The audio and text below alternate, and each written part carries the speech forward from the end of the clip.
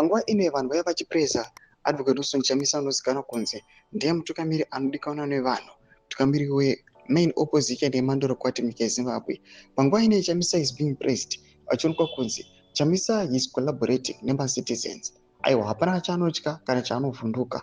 Unonyatsa kumupa credibility yekuti aiwa Chamisa haazi mutengesi, and advocate nelsonchamisa ndiye anonyatsa kuona zvido zvevanhu kunyange achifesa resistance nemamwe obstacles. Sabina mashoko buda nyogwa panguva ino nemaconcerned citizens. Don't subscribe or like on the bell icon. Post this picture advocate nelsonchamisa ite recent funeral ramuri kuona iri vobuda nyora vachiti mutungamiri akati twasu anogara muvanhu, ndiko kusaka president Chamisa wakazara mhana dzeruzhinji.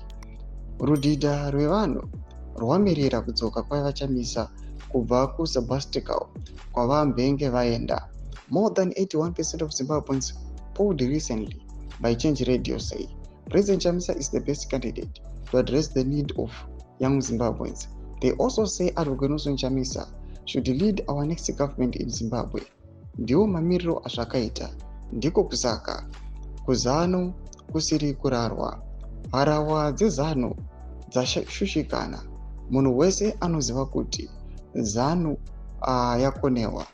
Pava kuda vechidiki vachatemwa zinobuda ropa, kwete chembere dzavahari fanzirofa. Ndo mashoko anobuda nyuka panguva ino nemaconcerned citizens vachiti aiwa, mukaona fallout iri kuitika mu the ruling party ZANU-PF inyaya yekuti vanyatsozikanwa kunzi one havadiwi nevanhu, and nelsonchamisa ndiye ari parudikanwa nevanhu. So what they are trying to do panguva ino kuavoida kuti aiwa advocate nelsonchamisa ashayiwe kana mukana angofom political party yake, they disrupt it. Anave paradze zvakuita necitizen coalition for change apedzera azoresign. Atudze mafungiro enyu moti kudi pamusoro pe-this cause arike panguva ino vanhu vachiti aiwa nelsonchamisa ari mhana dzevanhu.